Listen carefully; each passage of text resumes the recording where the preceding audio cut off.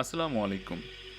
পাণ্ডুলিপি ইউটিউব চ্যানেলে আপনারা শুনছেন মোহাম্মদ নাজিম উদ্দিন রচিত মার্ডার মিস্ট্রি, কেউ কেউ কথা রাখে। আমরা ইতিমধ্যে বইটির 2টি পর্ব প্রকাশ করেছি। আজকে শুরু করব বইটির 3য় পর্ব। গল্প বোঝার স্বার্থে যারা এখনও প্রথম 2টি পর্ব দেখেননি তাদেরকে আগে প্রথম 2টি পর্ব দেখে আসার জন্য অনুরোধ জানাচ্ছি।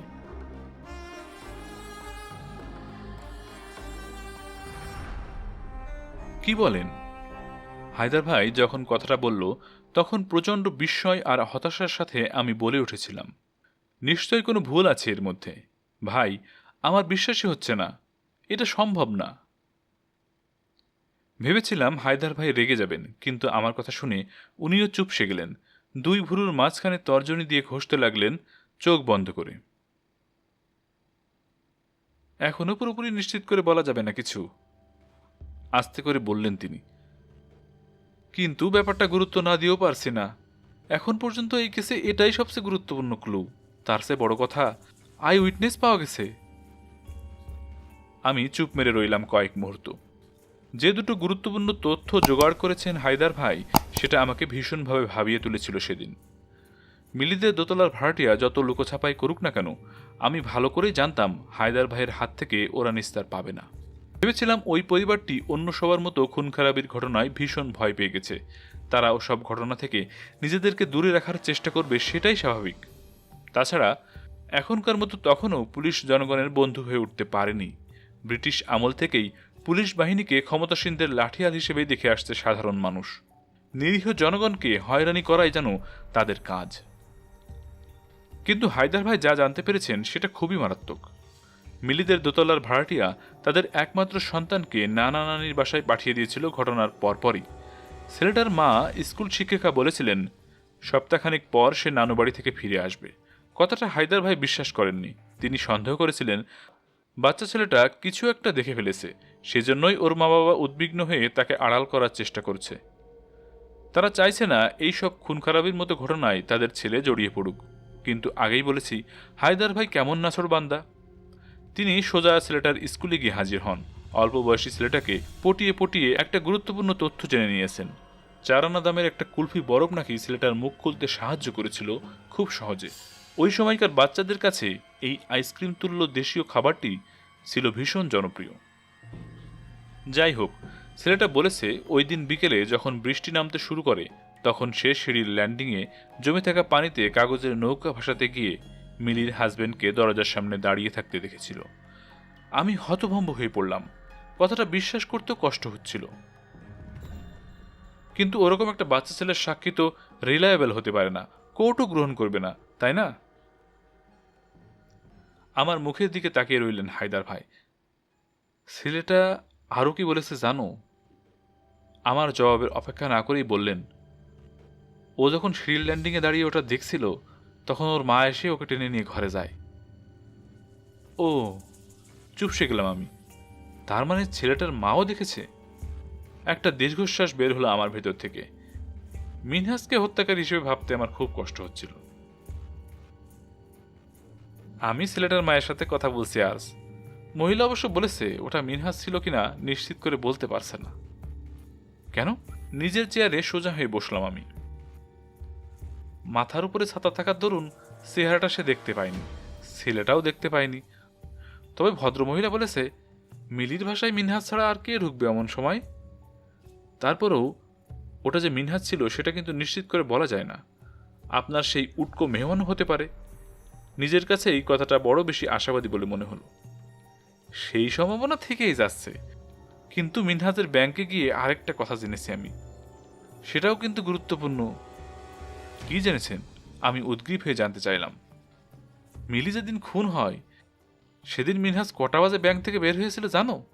আমার দম বন্ধ হয়ে গেল। কটায়? 7টার একটু আগে, বলেই দীর্ঘশ্বাস ফেললেন এস এম হায়দার। অন্য সব দিনের চেয়ে বেশ আগে ভাগেই বের হয়ে গেছিল। তার এক কলিগ বলেছে কি একটা দরকারের কথা বলে নাকি একটু আগেই বের হয়ে যায় সে। ওর ব্যাংক থেকে বাসার দূরত্ব কত? হেঁটে গেলে 10 মিনিট, রিকশায় করে গেলে আরও কম লাগবে, গম্ভীর হয়ে বললেন হায়দার ভাই। দুটো ইনফরমেশনই কিন্তু আমার কাছে খুব ভাইটাল মনে হচ্ছে। তার এই কথার সাথে আমি অবশ্য সায় দিতে বাধ্য হয়েছিলাম। এখন ইনফরমেশন দুটো খতিয়ে দেখা দরকার, কিন্তু কিভাবে করবেন? মিনহাজ ওই দিন ব্যাংক থেকে কেন তাড়াতাড়ি চলে আসছিল, আর সে ছাতা ব্যবহার করে কিনা সেটা জেনে নিতে হবে। আর এই কাজটা করবে তুমি। আমি? কথাটা শুনে আঁতকে উঠলাম। কারণ তোমার সাথে ও সহজে কথা বলে, আমাকে দেখলে কেমন জানি করে, সহজ হতে পারে না। এটা আমিও বুঝি, কিন্তু অপ্রিয় কাজটা আমার ঘাড়ে এসে পড়ায় অস্বস্তি বোধ করলাম। মিনহাজের ছাতাটার কি রং সেটাও জেনে নিতে হবে, হায়দার ভাই বললেন। ওই মহিলা আর বাচ্চা ছেলেটা কি বলেছে, ছাতার কি রং ছিল? মাথা নেড়ে সায় দিলেন তিনি, কালো। সমস্যা হলো প্রায় 90% ছাতাই এই রঙের হয়ে থাকে। মিনহাজের যদি আদৌ কোনো ছাতা থেকে থাকে, একজন ব্যাংক অফিসার হিসেবে থাকাটাই স্বাভাবিক, তাহলে সেটার রং কালো হওয়ার সম্ভাবনাই বেশি। ধরেন খোঁজ নিয়ে দেখলাম মিনহাজের কাছে কালো রঙের ছাতা আছে, তাহলে কি প্রমাণ হয়ে যায় ওই দিন ভাড়াটিয়া মহিলা ওকেই দেখেছে? প্রমাণ হবে আদালতে, আস্তে করে বললেন মিনহাজ ভাই। আমাদের কাজ হলো সম্ভাব্য সব সাক্ষী প্রমাণ জোগাড় করা। একটু থেমে আবার বললেন, আমাদের তদন্তে এই দুটো ইনফরমেশন খুবই গুরুত্বপূর্ণ হতে পারে। হায়দার ভাইয়ের কথায় পরদিনই আমি আবারও মিনহাজের সাথে দেখা করতে গেলাম, এক ধরনের অস্বস্তি নিয়ে। তার বাসার কাছে আসতেই পথে দেখা হয়ে গেল আমাদের।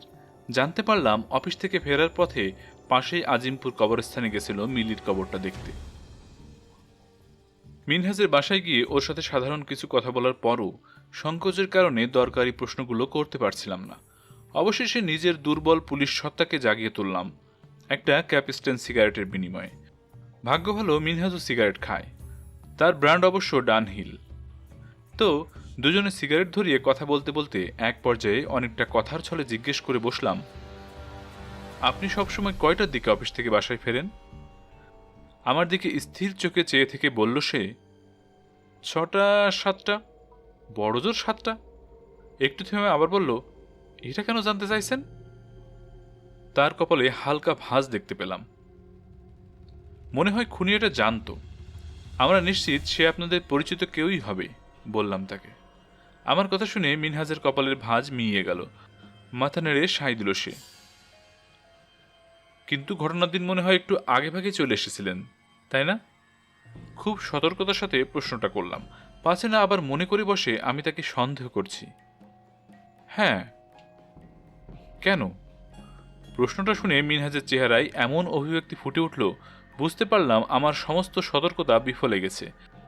আবার গুছিয়ে নিতে থাকলাম তারপর কি বলবো, কিন্তু আমাকে রেহাই দিয়ে সে নিজে থেকেই বলতে লাগলো, ওই দিন একটু অফিস থেকে তাড়াতাড়ি বের হয়েছিলাম নিউ মার্কেটে যাব বলে।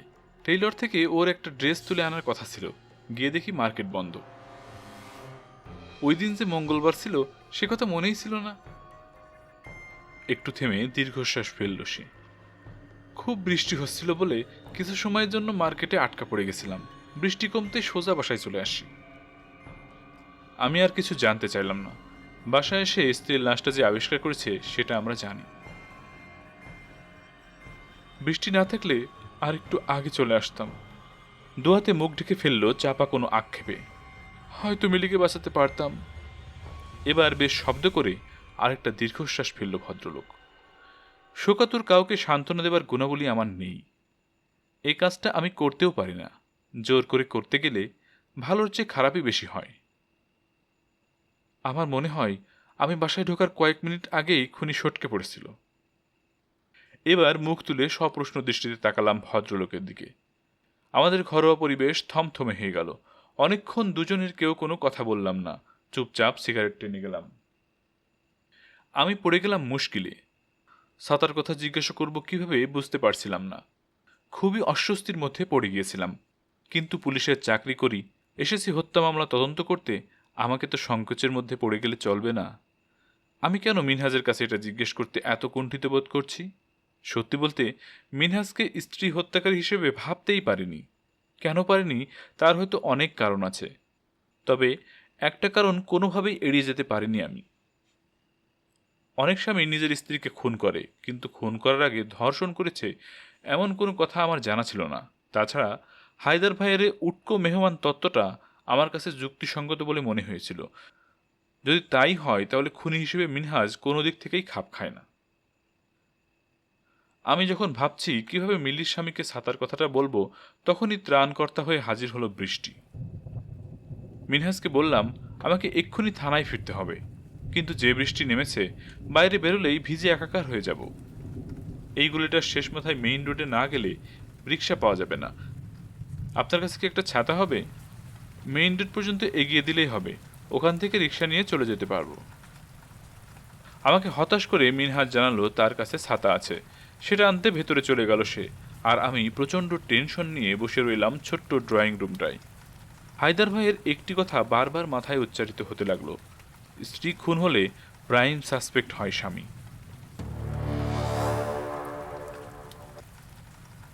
ছাতা নিয়ে ঘরে ফিরে এলো মিনহাজ, সঙ্গে সঙ্গে আমার বুকের ভেতর থেকে একটা ভারী পাথর যেন সরে এলো। মিনহাজের হাতের ছাতাটা কালো রঙের ছিল না, লাল সাদা নীল রঙের মিশ্রণে মেয়েলি ধরনের একটি ছাতা। এটা মিলির ছাতা, আমি তো ছাতা ব্যবহার করি না, কেমন জানি লাগে। মুচকি হেসে উঠে দাঁড়িয়েছিলাম আমি, নিজেকে খুব নির্ভার মনে হচ্ছিল তখন। অপ্রীতিকর সন্দেহের ভার অনেক বেশি ওজনের হয়ে থাকে, সেটা থেকে মুক্তি পাওয়াটা স্বস্তিরই বটে। তবে সেই স্বস্তিটা শুধুমাত্র আমার নিজস্ব ছিল। তারপরও হায়দার ভাই মিনহাজকে পুরোপুরি সন্দেহের তালিকা থেকে বাদ দিলেন না। আমার কাছ থেকে সব শুনে অনেকক্ষণ চুপ মেরে রইলেন, তারপর ক্ষুরধার যুক্তি দিয়ে বিচার করলেন বিষয়টা। নিউ মার্কেটে যাবার কথাটা বিশ্বাস করা যায় না, এটা হতে পারে মিনহাজের কি যেন বলে। আমার দিকে সপ্রশ্ন চেয়ে রইলেন সাহায্যের আশায়। আমি বুঝতে পারলাম না প্রথমে কিসের কথা বলছেন।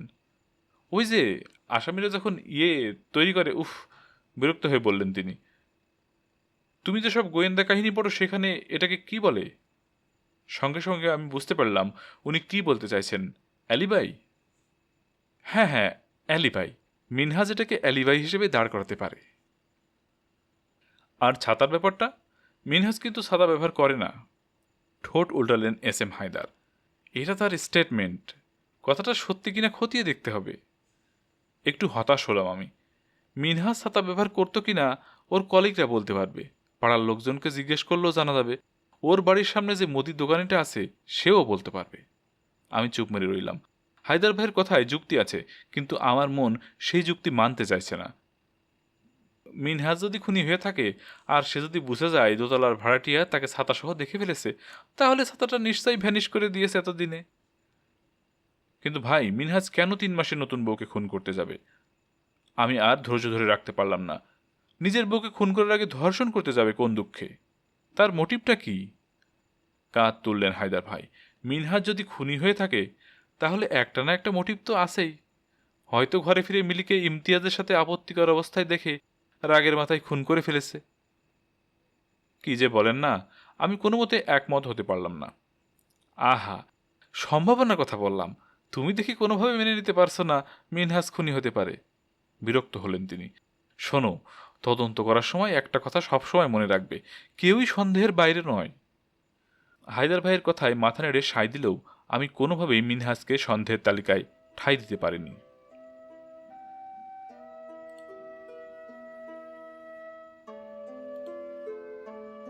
তোমার মতো আমি বিশ্বাস করি মিনহাজ কাজটা করেনি, আলতো করে বলল রামজিয়া। যতদূর জানি মিলির সাথে মিনহাজের চমৎকার সম্পর্ক ছিল। এরকমটি সেটেল ম্যারেজের বেলায় কমই দেখা যায়। ছেলে হিসেবে মিনহাজও কিন্তু দারুণ, ওরা ছিল চমৎকার একটি জুটি। তার কথায় সায় দিলাম আমি। আমারও তাই মনে হয়। তবে কি জানো? আমার জবাবের অপেক্ষা না করেই সে বলতে শুরু করলো, স্টেটসে এরকম অনেক কেস দেখেছি। হাজব্যান্ড নিজের হাতে স্ত্রীকে খুন করে এমন ভান করত যে ঘটনাটা নিছক কোনো ডাকাতি। শেষ পর্যন্ত তদন্তে বেরিয়ে আসতো স্বামী খুনটা করেছে। দীর্ঘশ্বাস ফেলল সে। স্বীকার করছি, মাঝে মধ্যে আমারও সন্দেহ হতো খুনটা মিনহাজ করেনি তো, বিশেষ করে ওর অদ্ভুত আচরণের কারণে। চুপচাপ শুনে গেলাম তার কথা। এই বিষয়টা নিয়ে আমি অনেক ভেবেছি, কিন্তু সত্যি বলতে কোনো কুলকিনারা করে উঠতে পারিনি। মাঝে মধ্যে এমন চিন্তা আমার মাথায়ও যে আসেনি তা নয়।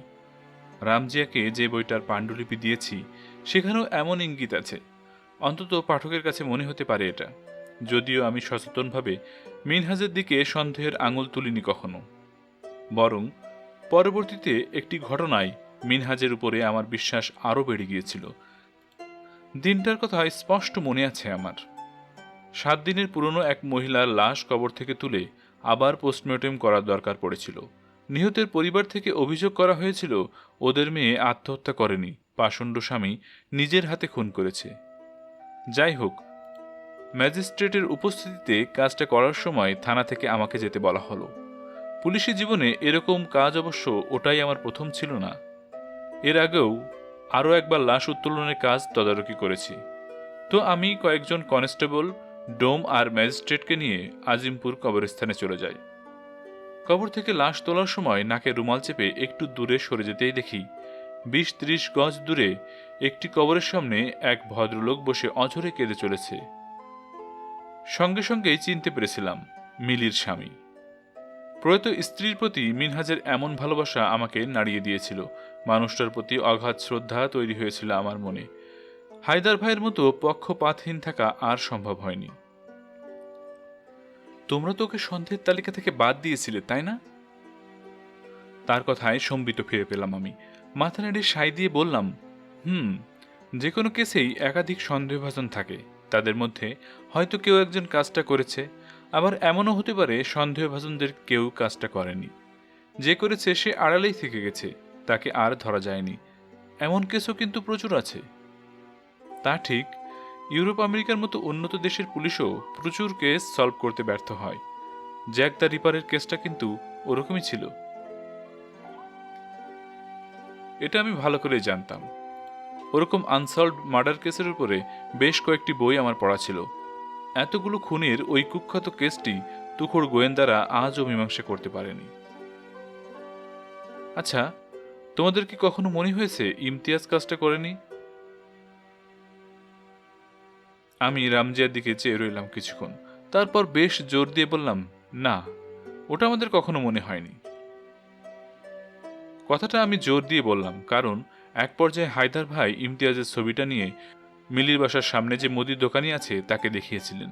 দোকানি জানিয়েছিল মিলি খুন হবার আগে বেশ কয়েকদিন তার দোকানের সামনে এসে ঘুরঘুর করত ছবির এই লোক। সিগারেট খেত, গলির এ মাথা থেকে ও মাথা পর্যন্ত পায়চারি করত, আর এই কাজটা করার সময় তার হাতে ছাতাও দেখেছে 2-1 বার।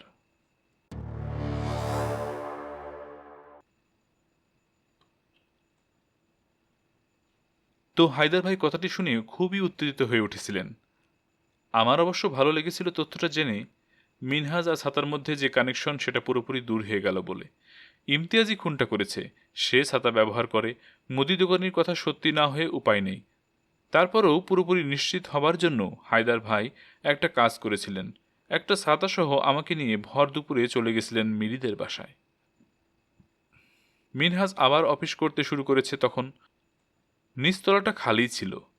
দোতলার ভাড়াটিয়া আর বাচ্চা ছেলেটি সিঁড়ির যেখান থেকে মিলির ঘরের সদর দরজায় একজনকে ছাতাসহ দেখেছিল, ঠিক সেখানে দাঁড়ালেন হায়দার ভাই। আমাকে ছাতা ফুটিয়ে মাথার উপরে ধরে দাঁড়িয়ে থাকতে বললেন দরজার সামনে। নিঃসন্দেহে ব্যাপারটার মধ্যে নাটকীয়তা ছিল, কিন্তু পুরোপুরি নিশ্চিত হবার জন্য এছাড়া আর কোনো উপায় ছিল না। এই ডেমনস্ট্রেশনের ফলও মিনহাজের পক্ষে গেল। সিঁড়ির উপর থেকে ছাতা মাথায় দেয়া আমার মুখ দেখতে পায়নি হায়দার ভাই।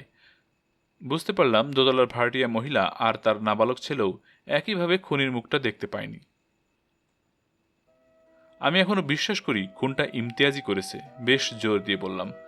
রামজি আলতো করে মাথা নেড়ে সায় দিল। তারপর কিছু একটা মনে পড়ে গেছে এমন ভঙ্গি করে বলে উঠল, ভালো কথা, তোমার বইগুলো কি নিউ মার্কেটে পাবো? পড়ার অভ্যাস তো হারিয়ে গেছে, ভাবছি তোমাকে দিয়ে শুরু করি আবার। মুস্কি হাসলাম আমি। নিউ মার্কেটে কিছু বইয়ের দোকানে এখনো আছে, ওখানে গেলে পাবে মনে হয়। তবে নীলক্ষেতের বইয়ের দোকানে গেলে অবশ্যই পাবে। ঢাকার ওটাই সবচেয়ে বড় বইয়ের মার্কেট। এখানে আসার পর আর ওদিকটায় যাওয়া হয়নি। আচ্ছা, বুক পয়েন্ট কি এখনো আছে?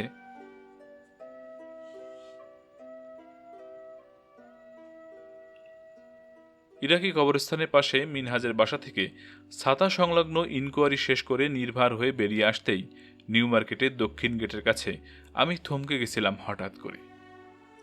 হ্যালো, আপনি এখানে? একটা নারী কণ্ঠ ডেকে উঠলে পেছনে ফিরে তাকিয়ে দেখি চোখে গগলস আর শর্ট পাঞ্জাবির সাথে বেল বটম পরা এক আপ টু ডেট তরুণী নিউ মার্কেট গেটের সামনে দাঁড়িয়ে আছে। দেখা মাত্রই চিনতে পারলাম রামজিয়া শেহরিন। আপনি? আমি কিছুটা ভ্যাবাচ্যাকা খেয়ে গিয়েছিলাম। এই তো মার্কেটে এসেছিলাম। তার চোখে গগলস, আকারে একটু বড়। ওটাই তখন হাল ফ্যাশন ছিল। সত্যি বলতে গগলস পরা রামজিয়াকে দেখে আমার একটু অচেনাই বলে মনে হলো। আমি তার চোখ দেখতে পাচ্ছিলাম না, গাঢ় খয়েরি রঙের কাঁচ আড়াল করে রেখেছিল। এদিকে কোথায় এসেছিলেন? মিনহাজের বাসায়? নিউ মার্কেট থেকে মিনহাজের বাসা হাঁটা দূরত্বে, সুতরাং যৌক্তিকভাবে আন্দাজ করতে পেরেছিল সে। হ্যাঁ, কেসের ব্যাপারে একটু দরকার ছিল। মিলির কেসটার কোনো ডেভেলপমেন্ট? আমরা কাজ করছি, আশা করি কয়েকদিনের মধ্যে কিছু একটা বের করতে পারবো। আমার জবাবে সন্তুষ্ট হলো কিনা বুঝতে পারলাম না। ইমতিয়াজের কোনো খোঁজ পেয়েছেন? আপনি কিন্তু আমাকে আর কিছু জানাননি। সুন্দরী মেয়েরা যখন মিষ্টি করে অনুযোগ করে তখন পুরুষ মানুষ কাঁচুমাচু খেতে বাধ্য। আমিও কাঁচুমাচু খেলাম। না, মানে কথা খুঁজে পেতে একটু কষ্টই হলো। চেষ্টা করে যাচ্ছি, ধরতে পারবো আশা করছি। ওকে ধরতে পারলে আপনাকে ফোন করে জানাবো। অবশ্যই জানাবেন, রামজিয়া বলল। আপনি কি বই কিনতে এসেছিলেন? বেমুক্কা জিজ্ঞেস করে ফেললাম আমি। কেন করলাম জানি না, হয়তো কোনো কথা খুঁজে না পেয়ে, কিংবা তার বাড়িতে বুকসেলফ দেখে ধরেই নিয়েছিলাম আমার মতো সেও বই পড়ে। মাই গুডনেস, আপনি কিভাবে জানলেন?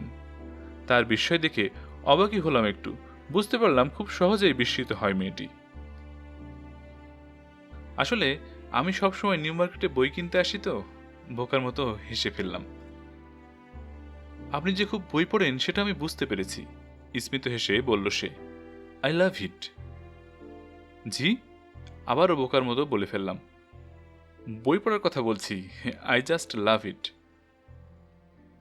ও, আর কোনো কথা খুঁজে পেলাম না। কিন্তু যে বইটা কিনতে এসেছি সেটা পেলাম না, মন খারাপ করে বলল সে। কি বই? নীরজচন্দ্র চৌধুরীর বাঙালি জীবনের রমণী। ওটা তো বুক পয়েন্টে পাবেন না, আমি বেশ নিশ্চিত হয়ে বললাম। ওই দোকানের নিয়মিত ক্রেতা আমি। ওদের প্রায় সব বইয়ের নামই আমার জানা, প্রতি সপ্তাহে অন্তত একবার ঢু মারি ওখানে। এই বইটা 5-6 বছরের পুরনো, কয়েক মাস ধরে এই বইটা ওদের কাছে নেই। তাই নাকি? হতাশ হলো সে। আপনার কাছ থেকে নামটা শোনার পর মনে হলো ওর ওই বাংলা বইটা পড়ি। তাকে আশাহত হতে দেখে আমি বলে ফেললাম, বইটা আমার কাছে আছে, আপনি চাইলে আমার কাছ থেকে নিয়ে পড়তে পারেন। তাই? আবারও কপালে ভুরু তুলে বিস্মিত হলো সে। So nice of you. পরদিনই আমি বাঙালি জীবনের রমণী নিয়ে হাজির হই রামজিয়াদের বাড়িতে। এক কাপ চা না খাইয়ে সে আমাকে বিদায় দেয়নি, সেই সঙ্গে নিজের বুকশেলফ থেকে পছন্দের কোনো বই নিয়ে যাওয়ার জন্য বেশ পীড়াপিড়ি করল। অগত্যা বাধ্য হয়েই আমি গ্রাহাম গ্রিনের একটি ক্রাইম ফিকশন ধার নেই। এভাবেই শুরু রামজিয়া শেহরিনের সঙ্গে আমার বইয়ের লেনদেন পর্ব।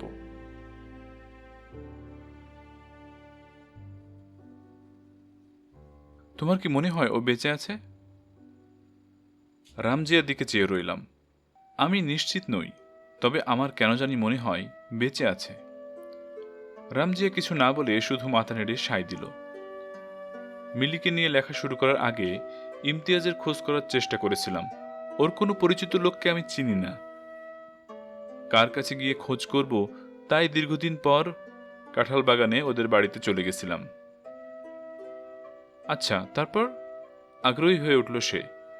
ওখানে গিয়ে দেখি আশপাশের বাড়িগুলো উধাও হয়ে গেছে, ওদের সেই একতলা পুরনো বাড়িটা নেই। ওখানে এখন নতুন 6 তলা একটি বিল্ডিং। ইমতিয়াজের মা বাবা কেউ বেঁচে নেই। ওর বড় বোন থাকে একটা অ্যাপার্টমেন্টে, সম্ভবত সেই এখন বাড়ির মালিক। কয়েক বছর আগে ডেভেলপারকে দিয়ে এটা ডেভেলপ করেছে। ভদ্রমহিলার কাছে ইমতিয়াজের ব্যাপারে জানতে চাইলে আকাশ থেকে পড়লেন যেন। এতদিন পর ওর খোঁজ করছি, আমি কে। সঙ্গে সঙ্গে একটা মিথ্যে বলে দিলাম। ইমতিয়াজ আমার পুরনো বন্ধু, 2 যুগ পর বিদেশ থেকে দেশে এসেছি। একটা কাজে কাঁঠাল বাগানে এসেছিলাম, ভাবলাম একটু দেখা করে যাই। মুস্কি হাসল রামজিয়া শেহরিন। ওর বোন জানালো 75-এর পর থেকে ইমতিয়াজ লাপাত্তা। ও বেঁচে আছে নাকি মরে গেছে সেটা তারা জানে না। মহিলার কথা বিশ্বাস করতে কষ্ট হলো আমার। বিশ্বাস করতে কষ্ট হলো কেন? মরে গেলে এতদিনে অন্তত ওর পরিবার জানতো, আর এটা লুকানোর চেষ্টা করতো না, করার দরকারও হতো না। মাথা নেড়ে সায় দিল সে। তোমার ধারণা ও ঢাকাতে আছে? মিলির কেসটা ম্যানেজ করে ফেলেছিল, আর হায়দার ভাইয়ের কেসে ওর নামটা পর্যন্ত অভিযোগপত্র দেয়া হয়নি। ওর জন্য ঢাকা শহর ছাড়ার কোনো কারণই ছিল না। হয়তো দিব্যি সংসার করে সুখে আছে এখন। আচ্ছা, ওর সাথে দেখা করতে চাইছো কেন? যদি দেখা হয়ে যেত তাহলে কি করতে? একটু থেমে আবার বলল, এই বইটা ওকে পড়তে দিতে। স্থির দৃষ্টিতে চেয়ে থেকে মাথা দোলালাম আমি। না। তাহলে? লেখাটা শেষ করার জন্য, মানে সমাপ্তির জন্য ইমতিয়াজের বর্তমান অবস্থান জানার দরকার। ও এখন কি করে, বিয়ে থা করেছে কিনা, সন্তান আছে কিনা, বাবা হিসেবে কেমন, স্বামী হিসেবে কেমন, এসব জানার চেষ্টা করতাম। তাছাড়া এই বইটা শেষ করার পর ওকে এক কপি দিতাম। ও হয়তো পড়বে না, কিন্তু ওকে জানিয়ে দিতাম সত্যটা পুরোপুরি হারিয়ে যায়নি। স্থির চোখে চেয়ে রইল রামজিয়া। তার চোখে চোখ রেখে আলতো করে মাথা দোলালাম। আরেকটা কারণও আছে, কিন্তু তার আগে তোমার অর্গানাইজেশন সম্পর্কে একটু জানতে চাই। কথাটা শুনে একটু অবাকই হলো সে। কি জানতে চাও? ইন্টারভিউতে তুমি বলেছিলে তোমার এই অর্গানাইজেশন ভুলভাবে বিচার করা হয়েছে যাদের, তাদের হয়ে কাজ করে। হ্যাঁ, আমরা রংলি কনভিক্টেডদের সহায়তা করে। হ্যাঁ, এই জন্যই ফর্মের নাম association in defence of the wrongly convicted. আমরা সংক্ষেপে বলি AWC। এটা কিভাবে করো? মানে কারা ভুল বিচারে শিকার হয়েছে বোঝো কিভাবে? এখন আমরা কিছু কেস পিক আপ করি, আর কিছু কেস ভিকটিমের নিকটজনেরাই নিয়ে আসে আমাদের কাছে। মাত্র শুরু করেছি। আশা করি বছরখানেক পর হিউম্যান রিসোর্স বাড়াতে পারলে আমরা নিজেরাই বেশিরভাগ কেস খুঁজে বের করতে পারব। আমি এ বিষয়ে আরও কিছু কথা শোনার জন্য মুখিয়ে থাকলাম। আমেরিকা, কানাডা ওদের মেইন অফিস আছে, এশিয়ার কিছু দেশেও আছে। এবার আমরা বাংলাদেশে শুরু করলাম। এরকম একটা প্রতিষ্ঠানের দরকার ছিল এখানে। আমার কথায় আলতো করে হাসল সে। ইন্টারভিউতে তুমি বলেছিলে তোমাদের এই রংলি কনভিক্টেড টার্মটা দিয়ে শুধু ভুল বিচারককেই বোঝানো হয় না, যেসব কেস বিচার না করে ক্লোজ করা হয়েছে, বিশেষ করে হোমিসাইড, সেগুলোকেও রংলি কনভিক্টেড হিসেবে ট্রিট করো। ওয়াও, আমার ইন্টারভিউটা দেখি বেশ মনোযোগ দিয়ে পড়েছ। দ্যাটস গ্রেট, প্রশংসা সুরে বলল সে। নিঃশব্দে হাসি দিলাম। লাস্ট 10 ইয়ার্স আমি এই সংগঠনের সাথে কাজ করে যাচ্ছি। ডিভোর্সের পর মনে হলো এখানে আর থাকবো না, বাকি জীবনটা দেশেই কাটাবো। তাই অপরচুনিটি নিলাম বলতে পারো। আমি জানতাম ওরা অনেক দিন ধরে এখানে ওদের কার্যক্রম শুরু করার চেষ্টা করছিল, কিন্তু রিলায়েবল কাউকে পাচ্ছিল না। তাই যখন বললাম আমি ব্যাক করব, তখন ওরা খুশি মনেই রাজি হয়ে গেল। তোমার ইন্টারভিউটা পড়ার পর আমার মনে হলো মিলির কেসটা হয়তো রিওপেন করা সম্ভব। তুমি কি বলো? একটু ভাবলো রামজিয়া। স্টেটস হলে এটা করা যেত, কিন্তু এদেশে এখানে এতদিনের পুরনো কেস নিয়ে মাথা ঘামাবে না কেউ। লক্ষ লক্ষ মামলা মোকদ্দমা জমে আছে, সেগুলোই সুরাহা করা যাচ্ছে না। কথাটা সত্যি। আমার চাওয়াটা হয়তো একটু বাড়াবাড়ি রকমেরই হয়ে যাচ্ছে, অনেকটা ছেলেমানুষী আবদারের মতো। তার চেয়েও বড় কথা, প্রাইম সাসপেক্টেরই কোনো খবর নেই। মামলার বাদী মিলির হাজবেন্ডও ঢাকায় থাকে না। মনে হয় না কেসটা নিয়ে সে আর আগ্রহী। তার অনুমতি ছাড়া কেসটা রিওপেন করার কোনো স্টেপও নেওয়া যাবে না। মিনহাজ যদি রাজি হয় তাহলে কি রিওপেন করা সম্ভব? উদ্গ্রীব হয়ে জানতে চাইলাম আমি। থিওরিটিক্যালি সম্ভব, কিন্তু প্র্যাকটিক্যালি করা যাবে কিনা বুঝতে পারছি না। কেন? মিনহাজ অনুমতি দিলেও কেসটা কিভাবে এগোবে যদি ইমতিয়াজকে পাওয়া না যায়? তুমি তো বললে ওর কোনো খবর কেউ জানে না, এমনকি ওর পরিবারও কিছু জানে না এ ব্যাপারে। তা ঠিক। ইমতিয়াজ যদি ঢাকায় থেকে থাকে, আমার পক্ষে তাকে খুঁজে বের করাটা সহজ হবে না। শহরটা এখন অনেক বড়। তবে আমার বিশ্বাস কেসটা রিওপেন করা হলে পুলিশের তদন্তকারী কর্মকর্তারা ওকে ঠিক খুঁজে বের করতে পারবে। কয়েক মুহূর্তে চুপ থেকে বলল সে, ঠিক যেভাবে তোমরা ওকে খুঁজে পেয়েছিলে?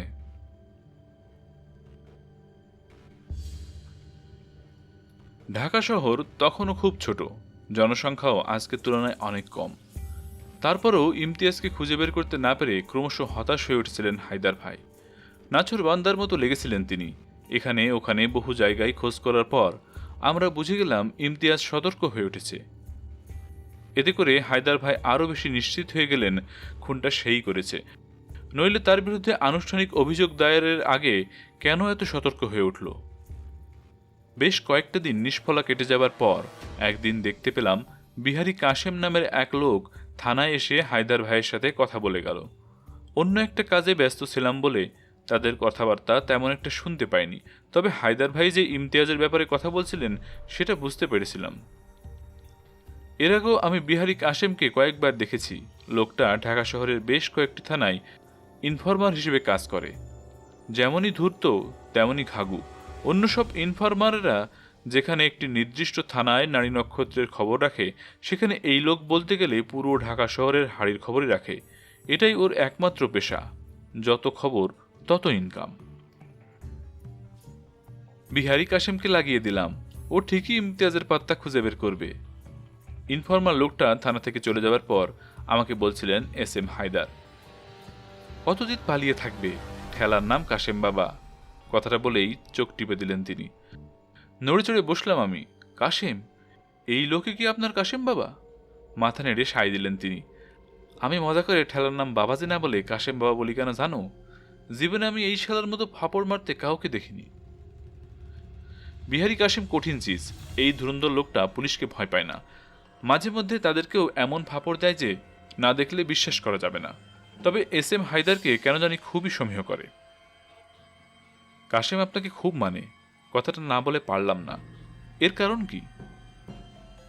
একটা ভাবনায় ডুবে সিগারেটে টান দিয়ে বললেন তিনি, যুদ্ধের পর ও মুক্তিবাহিনীর হাতে ধরা পড়েছিল, আমি ওকে বাঁচিয়ে দিয়েছিলাম। ও কি কোলাবরেট ছিল? রাজাকার, আল বদর, আল শামস, জঘন্য নামগুলো কোলাবরেট শব্দে প্রকাশ করা হতো তখন। না। তাহলে?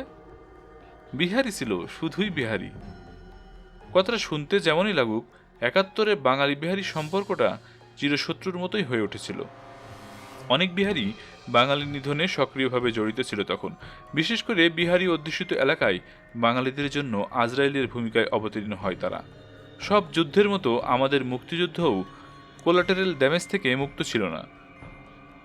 অনেক নিরীহ বাঙালি যেমন এর শিকার হয়েছে, তেমনি কিছু বিহারিও বেঘরে মারা পড়েছে শুধুমাত্র বিহারি বলেই।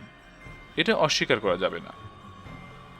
যাই হোক, বিহারী কাশেম কয়েকদিন পরই তার ঠেলা বুঝিয়ে দিল। লেকু মিয়া নামে একজনের হদিস দিল সে। মিলি খুন হবার আগে এই লেকু মিয়ার সাথেই নাকি ইমতিয়াজকে সবসময় দেখা যেত। ওকে ধরলে হয়তো জানা যাবে ইমতিয়াজ কোথায় আছে। লোকটা এখন তার সাঙ্গপাঙ্গ নিয়ে ধানমন্ডিতে পাকিস্তানি ব্যবসায়ীর পরিত্যক্ত এক বাড়িতে আস্তানা গেড়েছে। সরকার দলীয় প্রভাবশালী এক নেতা বাড়িটা নিজের দখলে রাখার উদ্দেশ্যে এটা করেছে। ওই নেতার হয়েই কাজ করেছে লেকু আর তার লোকজন। খবরটা পাওয়া মাত্রই হায়দার ভাই আমাকে নিয়ে রওনা হয়ে গেলেন ধানমন্ডির ওই বাড়িতে। বুঝেছ, তোমার দলের নেতারা এখন দেশ স্বাধীন করে ভাগ বাটোয়ারায় ব্যস্ত। পুলিশের জিপে বসতেই টিপ্পনি কাটলেন তিনি। পাকিস্তানি ব্যবসায়ীদের বাড়িগুলো কে কার দখলে নিতে পারে সেটা নিয়েই কামড়াকামড়ি লেগে গেছে। যারা মুক্তিযুদ্ধের সময় ও আমার দেশের মাটি তোমার পরে ঠেকাই মাথা বলে কেঁদে ফেলত, তারাও এখন মাটি দখলে নেমে পড়েছে। বাকিদের কথা আর কি বলবো। আমি ততদিনে এরকম টিটকারিতে অভ্যস্ত হয়ে গেছি। হায়দার ভাইয়ের একথায় কিছু বললাম না। সারা দেশেই এমন হচ্ছে বলে চললেন তিনি। এই এক ধানমন্ডিতে কত বাড়ি যে ওই শালা চাটার দল দখল করে নিয়েছে তার কোনো হিসেব নেই। ঘেন্নায় একদলা থুতু ফেললেন গাড়ির বাইরে। কিছু লোভী নেতার জন্য পুরো দলকে আপনি দায়ী করতে পারেন না, আস্তে করে বললাম আমি, যদিও এই যুক্তিটা বহুল ব্যবহারে জীর্ণ হয়ে পড়েছিল ততদিনে। ছোট ভাই, এসব কথা বাদ দিয়ে নতুন কিছু থাকলে বলো, তিক্ত মুখে বললেন এস এম হায়দার। একটা পরিবারে যদি ৮ জন ভালো মানুষ থাকার পরও ২ জন ইতর বদমাশ থাকে, তাহলে পুরো পরিবারটি বদনামের ভাগিদার হয়। কেন হয়? কারণ তুমি বদমাশকে প্রশ্রয় দিয়েছ, তাকে থামানোর চেষ্টা করছো না, লাথি মেরে তাকে তাড়িয়েও দিচ্ছ না। আমি আবারও চুপ করে থাকার সিদ্ধান্ত নিলাম। ভালো করে জানি আজিমপুর থেকে ধানমন্ডির পথটা খুব অল্প সময়ের। জবাব না দিয়ে চুপ করে থাকাটাই আমার জন্য ভালো হবে। আমার বোবা নীতির কারণে রাজনৈতিক প্যাচালে সুবিধা করতে পারলেন না হায়দার ভাই। কিছুক্ষণের মধ্যে আমরা চলে এলাম ধানমন্ডি লেকের পাশে একটি দোতলা বাড়ির সামনে। গেটে কোনো দারোয়ান নেই, এলাকাটি একদম নির্জন। হায়দার ভাইয়ের মতে এই এলাকায় মোট 3টি বাড়ি সরকার দলের লোকজন দখল করে রেখেছে। গাড়ি থেকে নেমে মেইন গেটে জোরে জোরে টোকা মারলেন এস.এম. হায়দার। অনেকক্ষণ পর রোগা পটকা এক লোক গেট খুলে দিতেই ভিড়মি খেল আমাদের দেখে। লেকু মিয়া আছে? জানতে চাইলেন হায়দার ভাই। হ, বলল সেই লোক। লোকটাকে সরে দাঁড়াতে বলেই হায়দার ভাই আমাকে নিয়ে ভেতরে ঢুকে পড়লেন। বাড়ির সামনে এক চিলতে লন অযত্ন আর অবহেলায় নোংরা হয়ে আছে। দোতলার বারান্দায় দড়িটা নিয়ে লুঙ্গি, আন্ডারওয়্যার, শার্ট, গেঞ্জি ঝুলিয়ে শুকানো হচ্ছে। বাড়ির বর্তমান বাসিন্দাদের সামাজিক অবস্থান এতেই বোঝা গেল। একদল লোক দখলদারের পক্ষ নিয়ে আসন গেড়েছে এখানে। ওই কাঞ্চন না, কে রে? বাড়ির ভেতর থেকে লুঙ্গি পরা গাট্টা খোট্টা এক লোক এসে দাঁড়ালো আমাদের সামনে।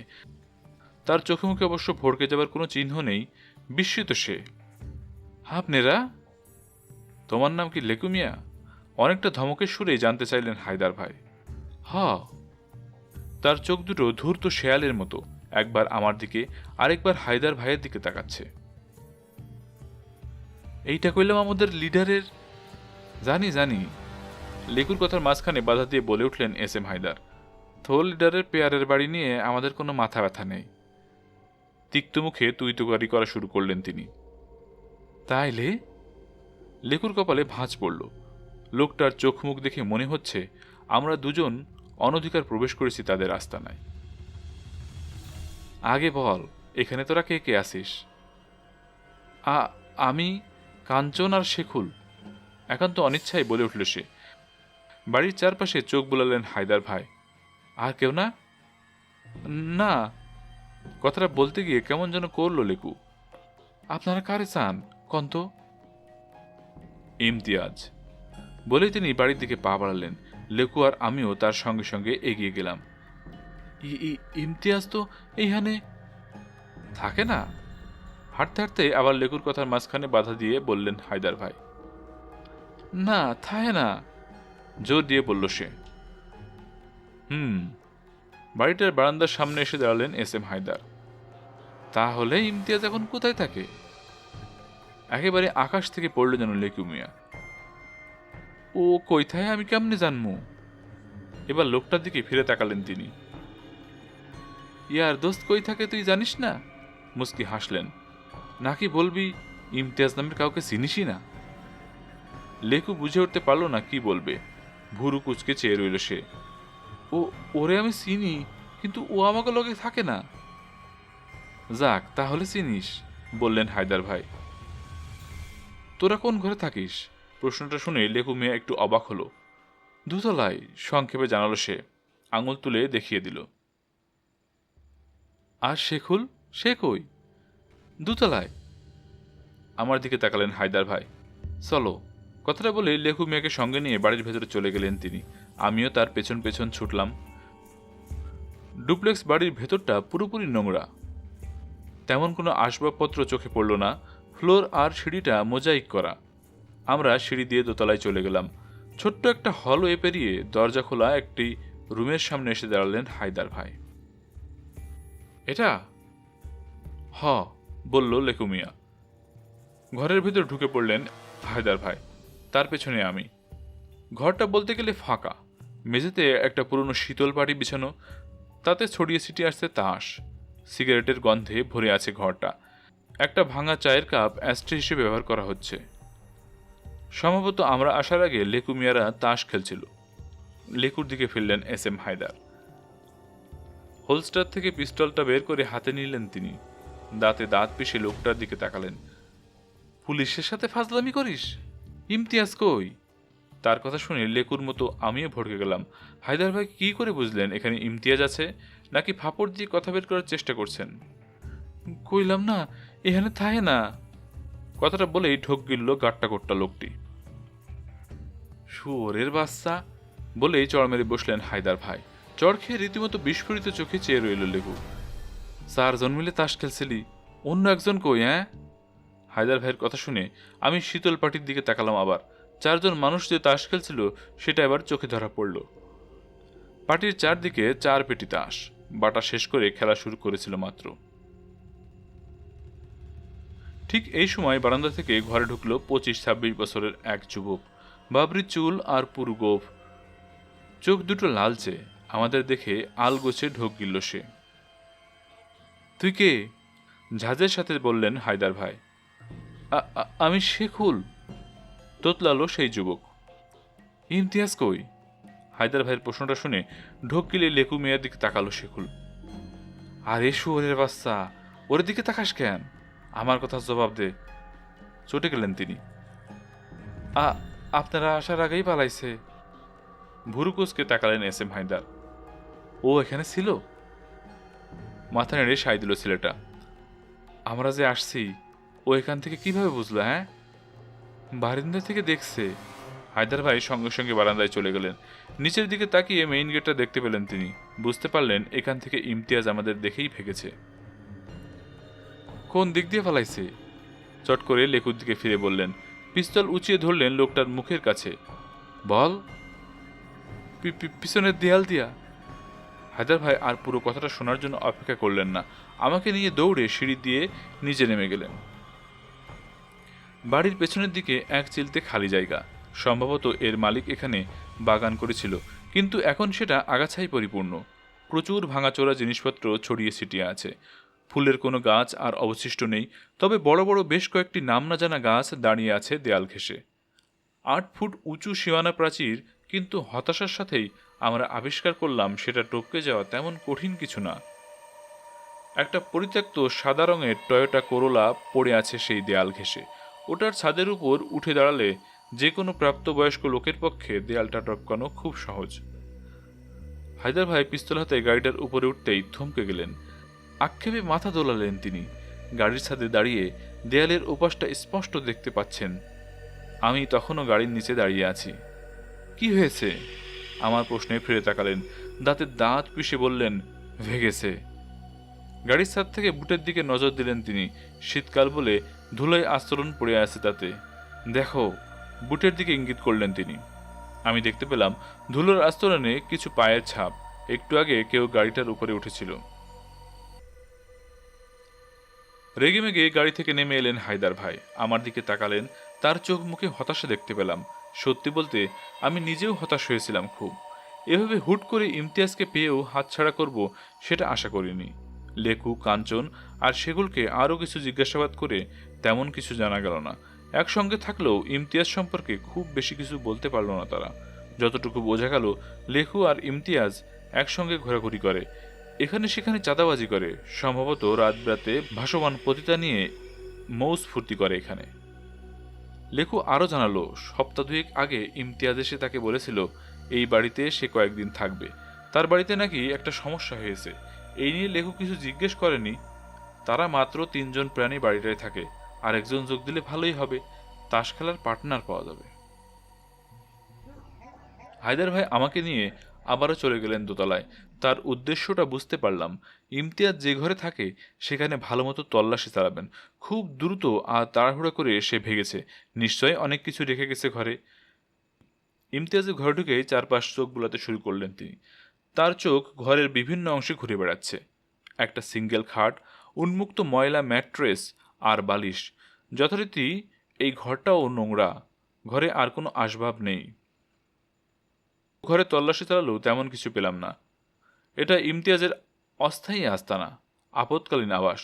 প্রয়োজনীয় কিছু কাপড় চোপড় ছাড়া ঘরে কিছুই নেই। ইমতিয়াজের 2টো শার্ট, একটা প্যান্ট, স্যান্ডো গেঞ্জি আর আন্ডারওয়্যার দেয়ালে পেরেক গেঁথে হ্যাঙ্গারে টাঙানো আছে।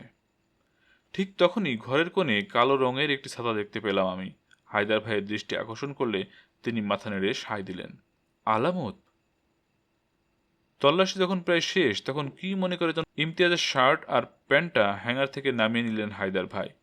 পকেটে হাত ঢুকিয়ে খুঁজে দেখলেন প্যান্টের বাম পকেট থেকে সিনেমার টিকিটের মতো একটা দোমড়ানো মোচড়ানো কাগজ বের করে আনলেন তিনি।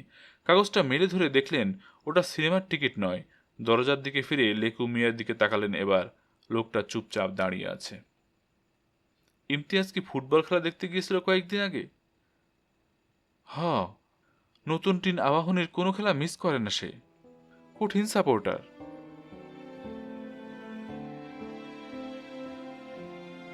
এভাবে আরো কিছুদিন চলে গেল, কিন্তু কেসটার কোনো অগ্রগতি হলো না। ওই এক ইমতিয়াজেই সব থমকে রইল। দিন যেতে লাগলো, আর হায়দার ভাইও হতাশ হতে শুরু করলেন। একটু ফুরসত পেলেই তিনি আমার সাথে এই কেসটা নিয়ে আলাপ করতেন। আমি তাকে বোঝাতাম ইমতিয়াজ সম্ভবত ঢাকায় নেই, থাকলে এতদিন আমরা তাকে ধরতে পারতাম। এই সম্ভাবনাটি যে হায়দার ভাইও খতিয়ে দেখেননি তা নয়, তিনি ভালো করেই জানতেন ঢাকা শহরে থাকলে খুনি ধরা পড়তই। ধানমন্ডির ওই বাড়ি থেকে পালানোর পর ইমতিয়াজ সম্ভবত ঢাকায় থাকার ঝুঁকি নেয়নি, আর ঢাকার বাইরে যদি সে গিয়েও থাকে তাহলে একটা জায়গায় যাওয়ার সম্ভাবনাই বেশি। তাই হায়দার ভাই আবারও গেলেন ইমতিয়াজের কাঁঠাল বাগানের বাড়িতে। ওর মায়ের কাছ থেকে জেনে নিলেন ওদের দেশের বাড়ি কোথায়। হায়দার ভাইয়ের জন্য এটা বিরল ব্যাপারই বটে। উনি কখনো কারো দেশের বাড়ি কোথায় জানতে চান না। আমার স্পষ্ট মনে আছে তার সঙ্গে প্রথম পরিচয়ের সেই ঘটনাটার কথা। টুকটাক কথা হবার পর আমি জানতে চেয়েছিলাম ওনার দেশের বাড়ি কোথায়। আমার প্রশ্নটা শুনে কয়েক মুহূর্ত চুপ থেকে তিনি যা বলেছিলেন তা আমি জীবনেও ভুলিনি। বাংলাদেশ। প্রথমে আমি ভেবেছিলাম উনি আমার সাথে মজা করছেন। আমি হেসে আবার জানতে চাইলাম ওনার গ্রামের বাড়ি কোন জেলায়। এটা কেন জানতে চাইতেছেন? পরিচয়ের প্রথম দিন থেকে কয়েক মাস পর্যন্ত উনি আমাকে আপনি করে সম্বোধন করতেন। না, মানে এমনি কাচুমাচু খেয়ে বলেছিলাম ওই দিন। এস এম হায়দার মাথা দুলিয়ে গম্ভীর মুখে বলেছিলেন, শোনেন ছোট ভাই, আমাদের দেশটা অনেক ছোট। এই ছোট দেশটাকে আমরা আর ছোট না করি, কি বলেন? আমি লজ্জায় কুকুরে গিয়েছিলাম কথাটা শুনে। এদেশে শিক্ষা দীক্ষা পাওয়া লোকজনের মধ্যেও আঞ্চলিকতার নোংরা রোগটি বিরাজমান। আমিও এর ব্যতিক্রম ছিলাম না। আমি যদি আপনার জেলার লোক না হই তাহলে কি আপনার সাথে আমার খাতির হবে না? একটু থেমে আবার বলছিলেন তিনি, আর আপনার জেলার লোক হলে কি বেশি খাতির হয়ে যাবে? লজ্জায় দোকান গরম হয়ে গিয়েছিল আমার। এই সব নোংরা আঞ্চলিকতা আমার ঘেন্না লাগে। আমার দেশ একটাই, বাংলাদেশ। এইটাই আমার জন্মস্থান। এটাকে টুকরো টুকরো করে নিজের পরিচয় বানানোর কোনো ইচ্ছে আমার নেই। এই ঘটনার পর আমি আর এ জীবনে কাউকে তার দেশের বাড়ি কোথায় জানতে চাইনি। যাই হোক, ইমতিয়াজের পৈতৃক বাড়ি কোথায় সেটা জানার পরও কোনো লাভ হলো না।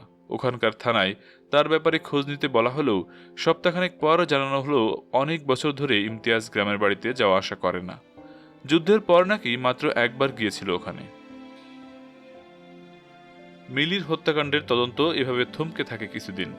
হায়দার ভাই অন্য অনেক কেস নিয়ে ব্যস্ত হয়ে পড়লেও আমি বুঝতে পারতাম তার মাথা থেকে এই কেসটা একদিনের জন্যও তিরোহিত হয়নি।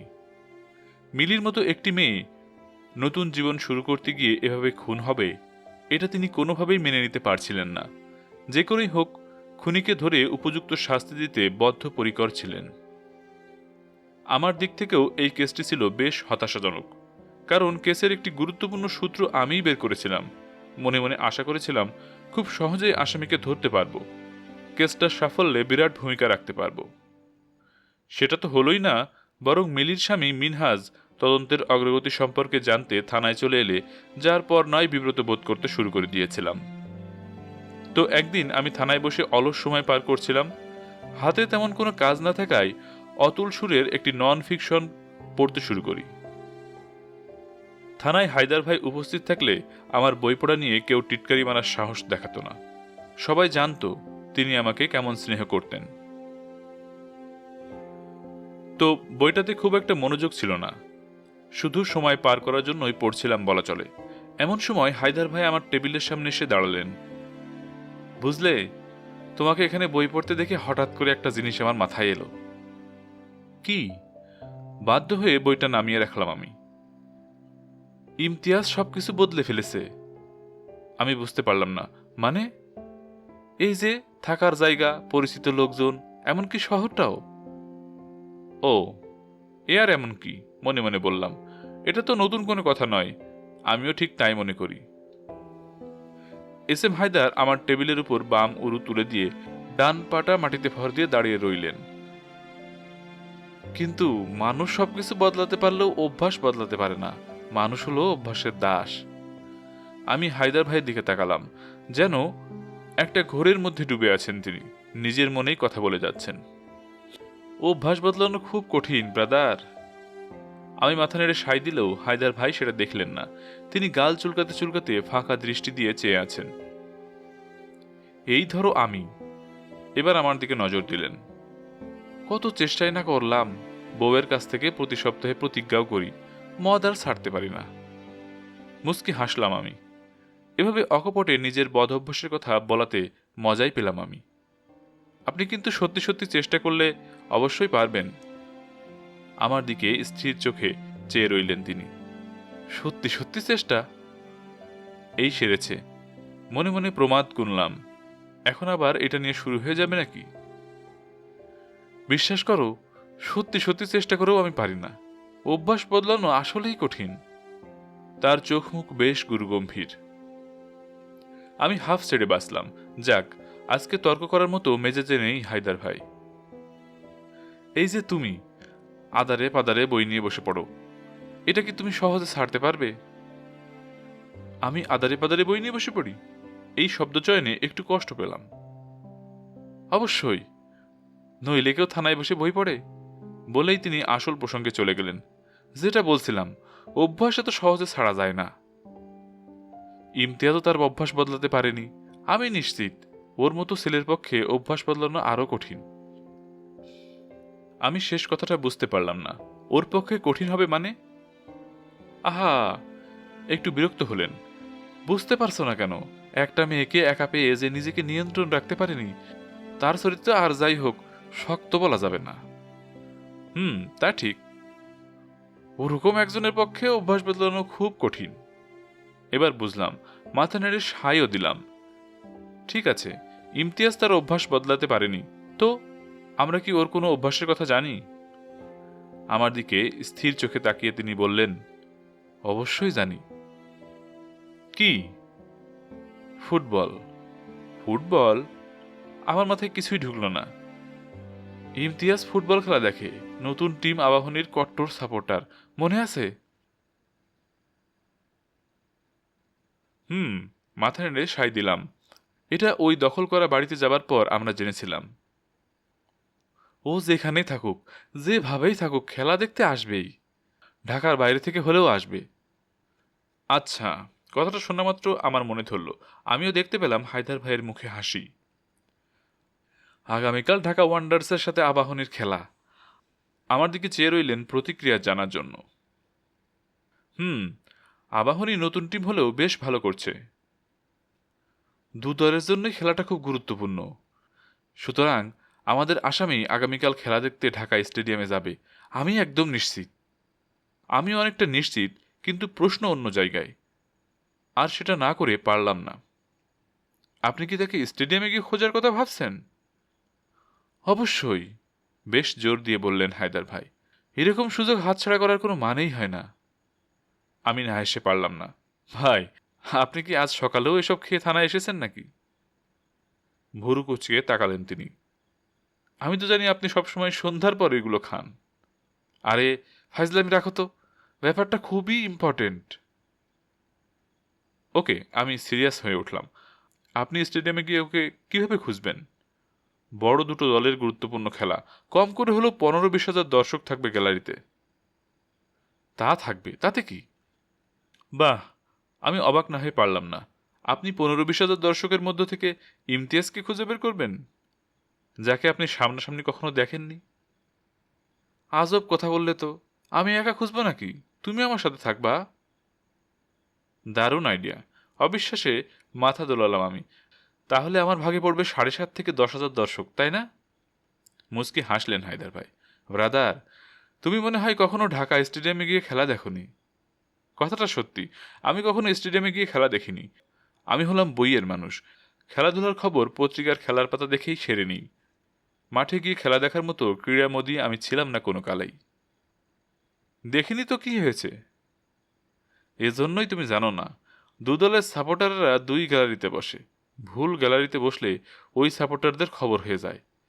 একেবারে মগা না হলে কেউ ভুল গ্যালারিতে বসবে না, বুঝলে?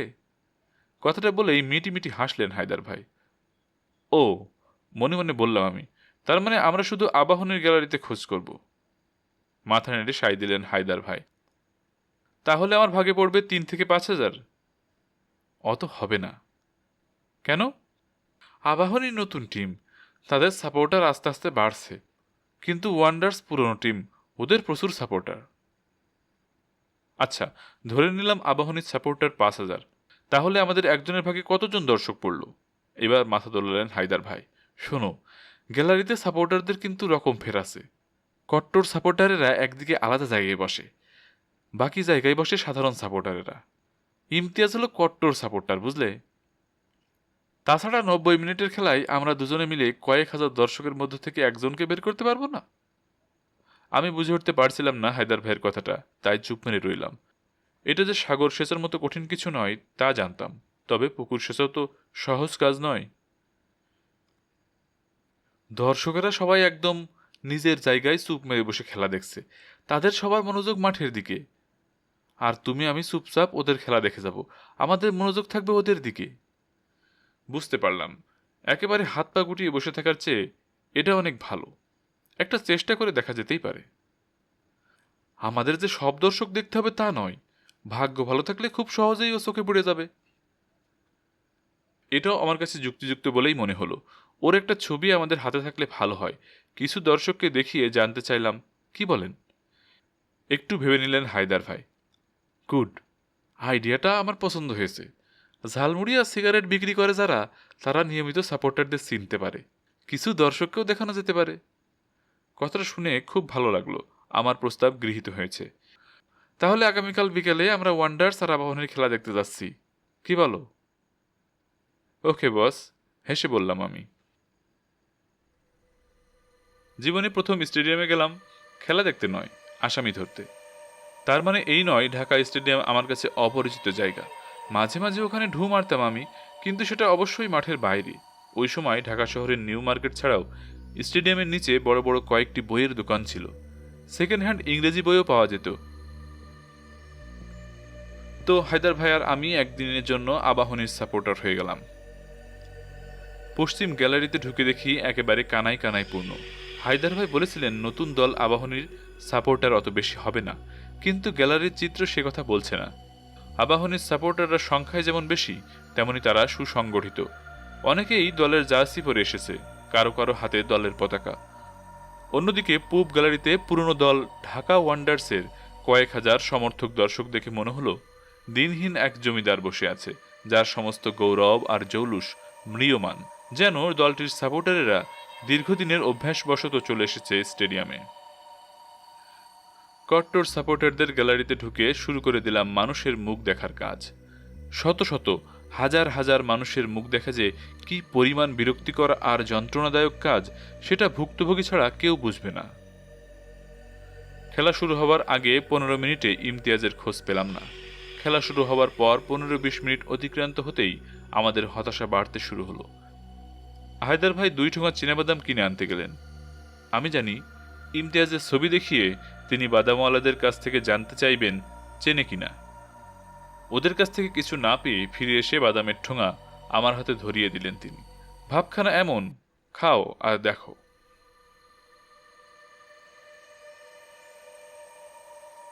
একটা সুদীর্ঘ গ্যালারি ধরে তীক্ষ্ণ দৃষ্টিতে মানুষের মুখ পর্যবেক্ষণ করে যাচ্ছি। ততক্ষণে চোখ, ঘাড় আর মাথা ব্যথা শুরু হয়ে গেছে আমাদের। সত্যি বলতে, খেলার হাফ টাইমের একটু আগেই আমি হাল ছেড়ে দিয়েছিলাম। বাদাম চিবোতে চিবোতে মানুষের মুখগুলো আর দেখছিলাম না, শুধু ভান করছিলাম আমি ইমতিয়াজকে খুঁজে যাচ্ছি। প্রথম আসার আলোটা দেখলেন হায়দার ভাই।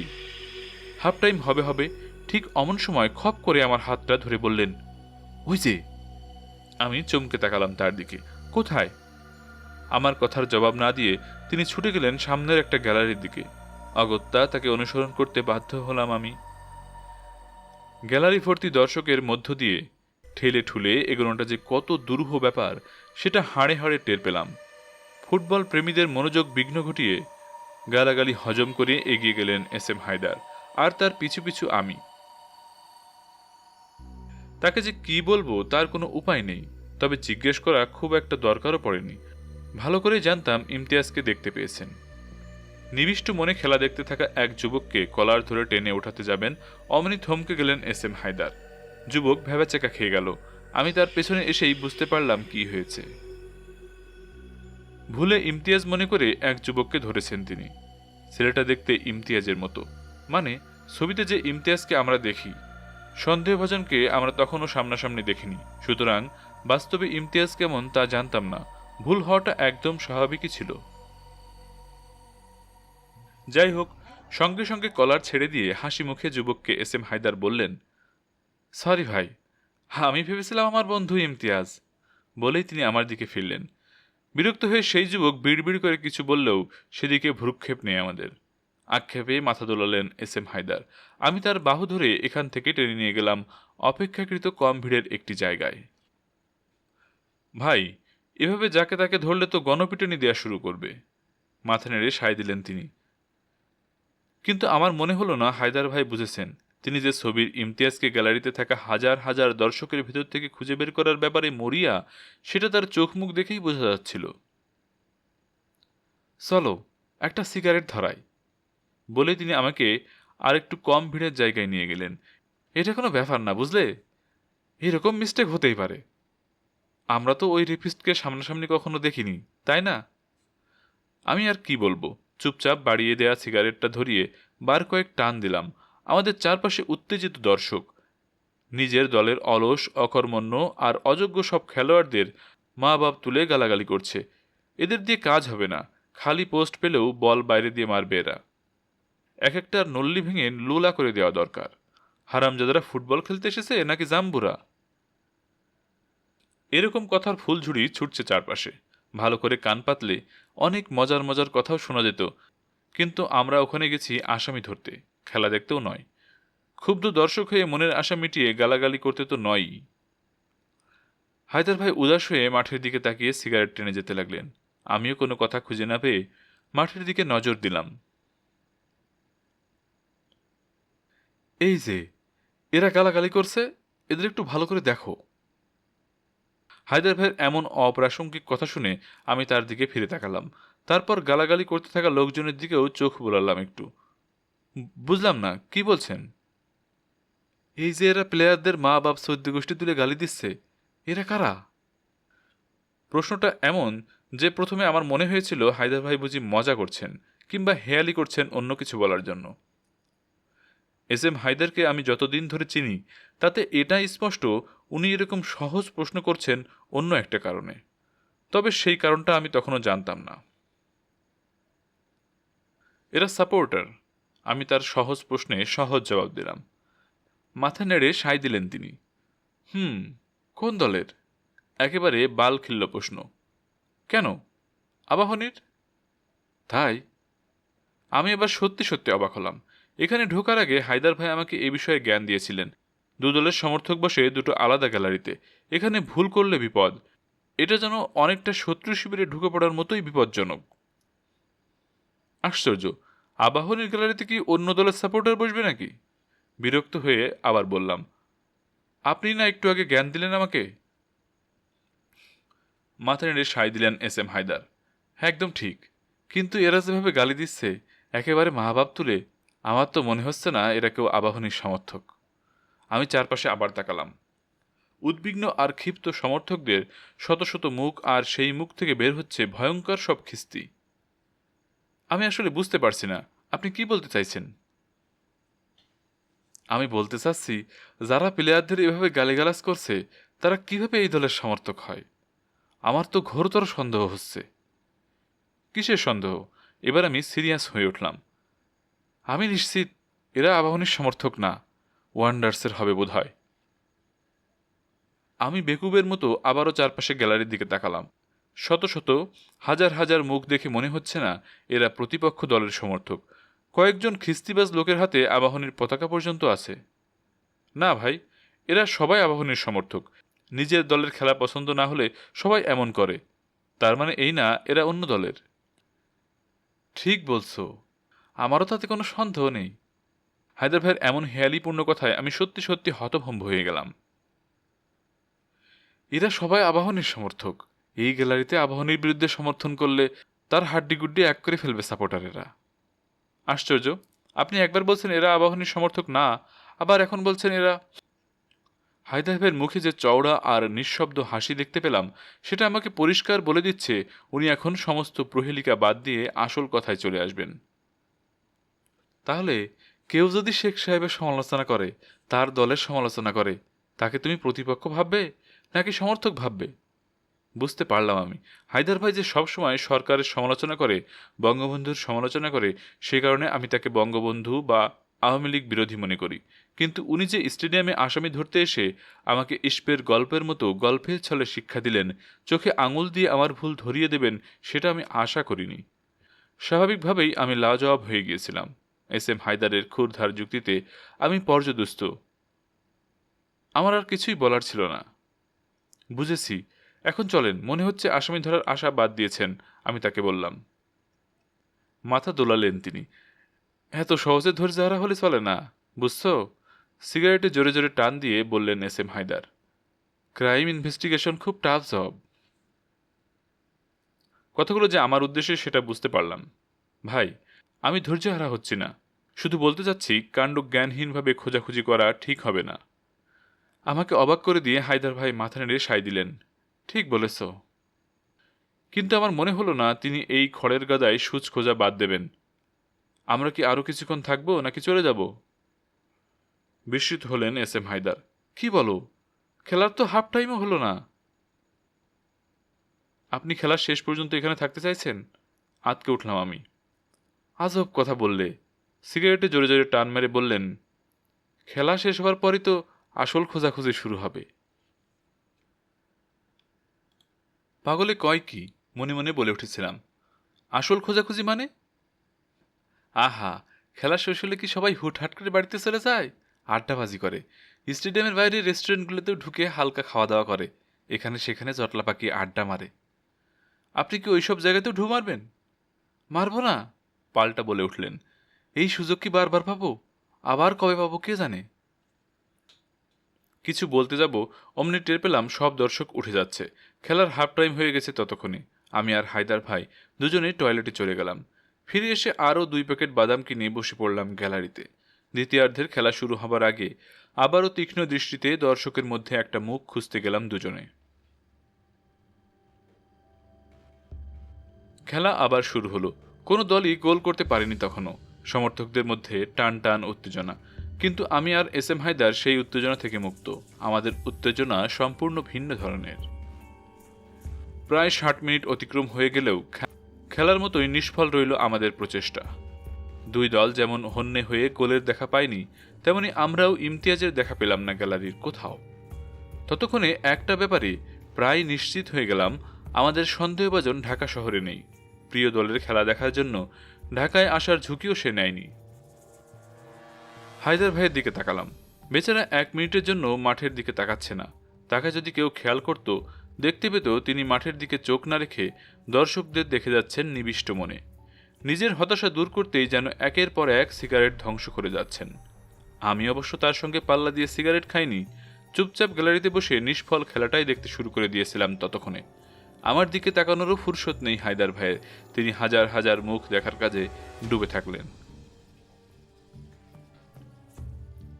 সম্ভবত খেলা শেষ হবার 10-12 মিনিট আগে, যখন আবাহনীর সমর্থকেরা গালাগালি আর উল্লাস করা বাদ দিয়ে আমাদের মতোই হতাশ হয়ে বসে আছে, ঠিক তখনই তাদের দলের 10 নম্বর জার্সির স্ট্রাইকার আরেকটি সহজ সুযোগ নষ্ট করে বসল। সঙ্গে সঙ্গে টের পেলাম আমার চারপাশে ক্ষিপ্ত সমর্থকদের গালাগালির ফোয়ারা ছুটে যাচ্ছে। কিন্তু অজস্র মানুষের অজস্র গালাগালির মধ্যে একজনের বিক্ষুব্ধ কণ্ঠ আমার মনোযোগ আকর্ষণ করল। আমি জানি না কেন মাথাটা ঘুরিয়ে দেখার চেষ্টা করলাম সেই বিশিষ্ট গালিবাজকে। সত্যি বলতে কি, কোনো রকম প্রচেষ্টা ছাড়াই একেবারে ঘটনাচক্রে কিংবা ঝড়ে বক মরার মতোই আমার দৃষ্টি গিয়ে পড়ল গালাগালি করতে থাকা লোকটার উপরে। আমার পেছনে বাম দিকে এক রো উপরে বসে আছে সে। রেগেমেগে চোখ মুখ খিচে সিগারেটে জোরে জোরে টান দিচ্ছে আর খিস্তির ফোয়ারা ছুটাচ্ছে। মুখটা আস্ত শয়তানের মতোই দেখাচ্ছে যেন। ইমতিয়াজ! আমি নিশ্চিত হতে না পারলেও কয়েক মুহূর্তের জন্য হাত পা ঠান্ডা হয়ে গেল। পুরোপুরি নিশ্চিত হবার জন্য তড়িঘড়ি পকেট থেকে সাদা কালো একটা ছবি বের করে দেখে নিলাম। মিলিয়ে নিলাম ছবির সাথে কয়েক হাত দূরে বসা মানুষটিকে। সাদা কালো গ্রুপ ফটো থেকে একজন মানুষকে দেখে বাস্তবে কারোর সাথে মিলিয়ে নেওয়াটা খুবই দুরূহ ব্যাপার। আমি দ্বিধায় পড়ে গেলাম। বিদ্যুৎ গতিতে তাকালাম হায়দার ভাইয়ের দিকে। উনি আমার থেকে বেশ খানিকটা দূরে চলে গেছেন। নাছর বান্দার মতো খুঁটিয়ে খুঁটিয়ে দেখছেন গ্যালারির প্রতিটা রো। একটু জোরেই ডাকলাম, হায়দার ভাই! চমকে তাকালেন তিনি। আমার চিৎকারের মধ্যে কিছু একটা ছিল হয়তো, সম্ভবত একটা তাড়না। তার সাথে চোখাচোখি হতেই তিনি বুঝে গেলেন আমি সম্ভবত ইমতিয়াজকে দেখেছি। দেরি না করে দর্শকদের ভিড় ঠেলে এগিয়ে আসতে লাগলেন। তার চোখ ঘুরে বেড়াচ্ছে আমার চারপাশে। কোথায়? তাড়া দিয়ে জানতে চাইলেন তিনি। আমি আস্তে করে তাকে দেখিয়ে দিলাম আমার পেছনে বাম দিকে বসা ক্ষিপ্ত আর খিস্তি আওড়াতে থাকা লোকটার দিকে। হায়দার ভাইও যেন নিশ্চিত হতে পারলেন না। আমার হাত থেকে ইমতিয়াজের ছবিটা ছো মেরে নিয়ে মিলিয়ে দেখার চেষ্টা করলেন। একবার ছবির দিকে, আরেকবার খিস্তিবাজের দিকে চোখ কুঁচকে তাকিয়ে নিশ্চিত হতে চাইছেন।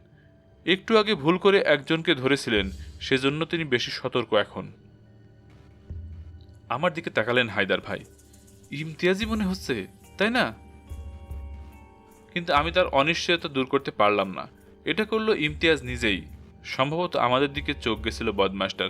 সে কিছুটা আঁচ করতে পেরে ভড়কে গেল। চোরের মন পুলিশ পুলিশ, কথাটা অবশ্যই সত্যি। হায়দার ভাই আর আমার সাথে তার কয়েক মুহূর্তের চোখাচোখি হতেই দৌড় দিল সে। শুয়োরের বাচ্চা! দাঁতে দাঁত পিষে বললেন হায়দার ভাই। সন্দেহের আর কোনো অবকাশ নেই। আমার জন্য অপেক্ষা না করেই উপরে রোতে ওঠার জন্য পা বাড়ালেন তিনি। সঙ্গে সঙ্গে পুরো গ্যালারিটা আন্দোলিত হয়ে উঠল একসঙ্গে। সেই সাথে গগন বিদারী উল্লাসধ্বনি, গোল! কোন দল দিয়েছে সেটা মাঠের দিকে না তাকিয়েও বুঝতে পারলাম। খেলা শেষ হওয়ার মাত্র 10 মিনিট আগে আবাহনী সত্যি সত্যি গোল করে তাক লাগিয়ে দিয়েছে। পুরো গ্যালারিটা যেন সমুদ্রের ঢেউয়ের মতো তরঙ্গায়িত হতে লাগলো। একজনও নিজের আসনে বসে নেই। সবাই লাফাচ্ছে অভূতপূর্ব এক উল্লাসে। সেই প্রথম আমি দেখলাম স্টেডিয়ামে খেলা দেখার কি উন্মাদনা। হায়দার ভাই আর আমার পক্ষে উন্মাতাল দর্শকদের ডিঙিয়ে ইমতিয়াজের নাগাল পাওয়া সম্ভব হলো না। নিরুপায় হয়েই কিছুটা সময় অপেক্ষা করতে হলো। লাফালাফি করা সমর্থকদের ফাঁক ফোকর দিয়ে দেখার চেষ্টা করেও ব্যর্থ হলাম। সুদীর্ঘ 1 মিনিট পর দর্শকদের উন্মাদনা নিস্তেজ হয়ে আসতেই হতাশার সাথে দেখতে পেলাম ইমতিয়াজ নেই। আশেপাশে চোখ বোলালাম উদ্ভ্রান্তের মতো। শত শত মুখের ভিড়ে খুঁজে পেলাম না তাকে। হায়দার ভাই আমার দিকে তাকালেন। তার চোখের ভাষা বুঝতে অসুবিধা হলো না। আমাদের সন্দেহভাজন হাত ফসকে পালিয়ে গেছে। আর খুনির জন্য আশীর্বাদ হয়ে নাজিল হয়েছে দীর্ঘ প্রতীক্ষিত একটি গোল। সেই গোলটা যেন ওয়ান্ডার্সের বিরুদ্ধে নয়, আমাদের বিরুদ্ধে করা হয়েছে। আবারও পিছিয়ে গেলাম আমরা দ্বিতীয়বারের মতো। কিন্তু এস এম হায়দার হাল ছেড়ে দেওয়ার পাত্র নয়। কি মনে করে যেন গ্যালারির উপরের দিকের রোগুলো ডিঙিয়ে উঠতে শুরু করলেন আমাকে কোনো কিছু না বলেই। তার ভাবসাব দেখে আমি নিশ্চিত বুঝে গেলাম তিনি কতটা মরিয়া। একজন ধর্ষক খুনি তার হাত থেকে ফসকে যাবে, এটা তিনি মেনে নিতে পারছেন না। কয়েক বছর আগে যুদ্ধ করেছেন। তার রক্তে তখনও যোদ্ধার তেজ বিরাজ করছিল পূর্ণ মাত্রায়। অগত্যা আমিও তার সঙ্গে পাল্লা দিতে বাধ্য হলাম। হায়দার ভাই গ্যালারির উপরের দিকের রোতে উঠতেই ঘটনা ঘটে গেল। ইমতিয়াজ, যে কিনা দর্শকদের মধ্যে নিচু হয়ে ঘাপটি মেরে বসেছিল, সে বুঝে গেল এভাবে ধোকা দেওয়া যাবে না। উঠেই দৌড় লাগালো সে। তার গন্তব্য গ্যালারির আরও ওপরে। আমি দেখতে পেলাম হায়দার ভাই তার দিকে ছুটে যাচ্ছে। আমিও প্রাণপণে চেষ্টা করলাম তাদের কাছে পৌঁছাতে। গ্যালারির দর্শক গোলের আবেগে আপ্লুত। তাদের কোনো ভ্রুক্ষেপ নেই আমাদের দিকে। কয়েকজন হয়তো ব্যাপারটা খেয়াল করে অবাক হয়ে চেয়েছিল, কিন্তু তাদের দিকে তাকানোর ফুরসতও আমাদের ছিল না। ইমতিয়াজ গ্যালারির উপরে উঠে অন্য দিক দিয়ে আবার নেমে যেতে শুরু করলো। তার থেকে দুটোরও নিচে ছিলাম বলে হায়দার ভাই চকিতে আমার দিকে তাকিয়ে ইশারা করলেন। আমি দ্রুত সরে গিয়ে ইমতিয়াজের পথ রোধ করে দাঁড়ালাম। ভ্যাবাচাকা খেয়ে সে থমকে দাঁড়ালো কয়েক মুহূর্ত, তারপর বাম দিকে অনেকটা ঝাঁপিয়ে কিছু দর্শকের গায়ে গিয়ে পড়ল। কোণঠাসা বিড়ালের মতো মরি আসে, পড়িমড়ি করে উঠে দাঁড়াতেই আবার দৌড় লাগালো। বেশ কিছু দর্শক বুঝতে না পেরে গালাগালি শুরু করলে স্টেডিয়ামে ছোটখাটো একটা হল্লা তৈরি হয়ে গেল। কিন্তু আবাহনীর আরেকটি আক্রমণ শুরু হলে তাদের সবার মনোযোগ চলে গেল সেদিকে। ইমতিয়াজের জন্য দারুণ সুযোগ তৈরি করলো এটা। প্রতিটি রোল লাফিয়ে লাফিয়ে নেমে যেতে শুরু করলো সে। তার কারণে কিছু দর্শক ধাক্কা খেয়ে হুড়মুড় করে পড়েও গেল। আমি অবশ্য তার মতো করে এগোতে পারলাম না, হায়দার ভাইও না। আমরা দুজনেই দেখতে পেলাম চোখের সামনে দিয়ে ইমতিয়াজ স্টেডিয়াম থেকে বের হয়ে যাচ্ছে। আমাদের থেকে তার দূরত্ব খুব বেশি ছিল না, কিন্তু দর্শক ভর্তি গ্যালারি দিয়ে দ্রুত নেমে যাওয়াটা সত্যি কঠিন কাজ। ইমতিয়াজ যখন একদম নিচের রোতে, তখন আমি আর হায়দার ভাই 3 রো ওপরে। এটা বুঝতে আর বাকি রইল না তার নাগাল পাওয়াটা প্রায় অসম্ভব। স্টেডিয়ামের 8 নম্বর গেট দিয়ে দৌড়ে বের হয়ে গেল আমাদের শিকার। হায়দার ভাই তখনও হাল ছেড়ে না দিয়ে প্রাণপণে দৌড়ে যাচ্ছেন। আমরা যখন 8 নম্বর গেটটা দিয়ে বাইরে বেরিয়ে এলাম, তখন ইমতিয়াজের টিকিটাও দেখতে পেলাম না। আউটার স্টেডিয়ামের দিকে তাকালাম। এখন যেটা মাওলানা ভাসানী হকি স্টেডিয়াম বলেই সবাই চেনে। বিশাল খোলা প্রাঙ্গণ, সেখানে কিছু টোকাই ছেঁড়াফাড়া ফুটবল নিয়ে খেলছে, আর কেউ নেই। হায়দার ভাই সম্ভবত আগেই এটা দেখেছে। তিনি সোজা দৌড়ে গেলেন পশ্চিম দিকের মেইন গেটটার কাছে। একটু পরই খেলা শেষ হয়ে গেলে হাজার হাজার দর্শক গেট দিয়ে বেরিয়ে আসবে। এরই মধ্যে আশাহত ওয়ান্ডার্সের সমর্থকেরা বেরিয়ে আসছে একে একে। স্টেডিয়ামের বাইরে কোলাহল বাড়ছে ক্রমশ। দম ফুরিয়ে প্রায় কুপোকাত আমি একটু থেমে জিরিয়ে নিলাম, কিন্তু হায়দার ভাইকে দেখতে পেলাম। হঠাৎ করেই তিনি স্টেডিয়ামের ডান দিকে বাইতুল মোকাররমের পাশ দিয়ে দৌড়ে গেলেন। আমি বাধ্য হয়ে তাকে অনুসরণ করলাম। কিছুটা সামনে গিয়েই দেখি আমার থেকে 20-30 গজ সামনে পিস্তল হাতে দাঁড়িয়ে আছেন তিনি। তার সামনে দুজন মানুষ ধরাশয়ী হয়ে মাটিতে পড়ে আছে। তাদের একজনকে চিনতে ভুল হলো না আমার, ইমতিয়াজ। স্টেডিয়ামের উত্তর দিকে পুরনো পল্টনের যে গেটটা আছে, সেখান দিয়ে বের হবার চেষ্টা করছিল ইমতিয়াজ, কিন্তু এক ঘুমনিওয়ালার সাথে ধাক্কা লাগতেই তারা দুজন হুড়মুড় করে পড়ে যায়। রাস্তায় ছিটকে পড়ে ঘুমনির বোলসহ বাকি জিনিসপত্র। হায়দার ভাই দ্রুত পিস্তল বের করে তাক করে ফেলে ইমতিয়াজের দিকে। বেচারা মাটি থেকে উঠে আর দাঁড়ানোর সাহস করেনি। আমি তার কাছে এগিয়ে যেতেই দেখতে পেলাম দম ফুরিয়ে জোরে জোরে নিঃশ্বাস নিয়ে যাচ্ছেন। ইমতিয়াজ উঠবে কি উঠবে না এরকম দ্বিধায় পড়ে ফ্যাল ফ্যাল চোখে চেয়ে আছে। তাকে শেষ ওয়ার্নিং দেওয়ার জন্য গর্জে উঠলেন SM হায়দার, শুয়োরের বাচ্চা, পালানোর চেষ্টা করলেই গুলি করব।